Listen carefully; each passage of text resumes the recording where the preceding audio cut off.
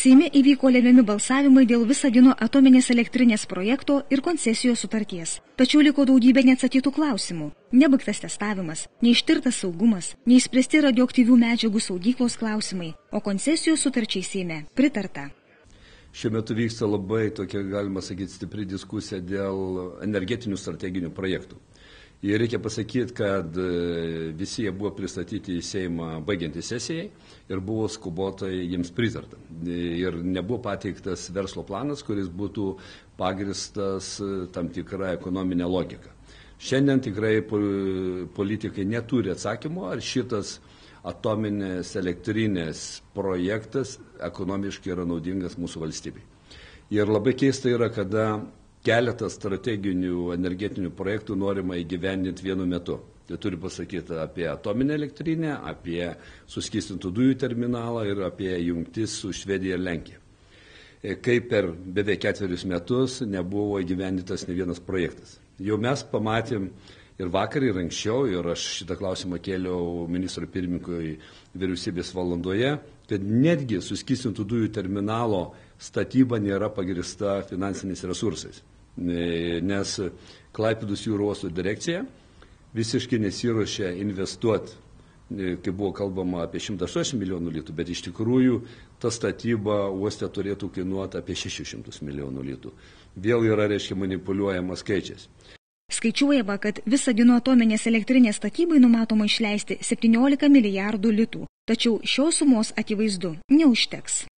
Mes bendradarbiavom su viena tarptautinė kompanija, kuri pasaulyje yra pastačiusi daug atominių elektrinių ir jų manimų 17 milijardų suma, tai yra per maža suma numatyta to objekto statybai.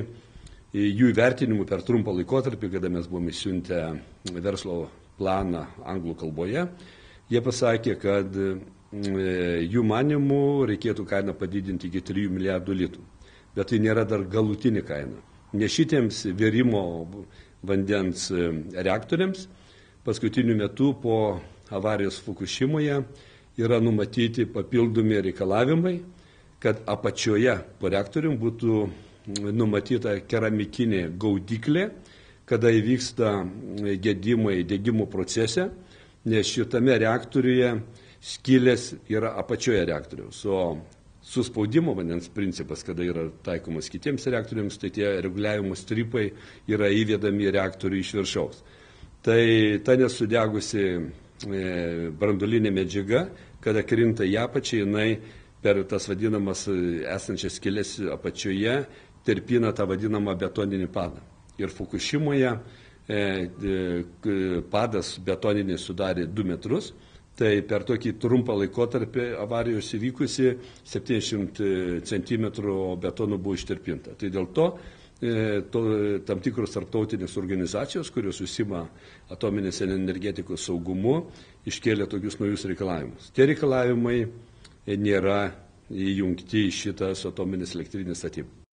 Socialdemokratai turi aiškę poziciją dėl elektros jungčių tiesimo į vakarus, suskystintų dujų terminalo statybos, šilumos ūkio pertvarkymo, gyvenamųjų namų renovacijos.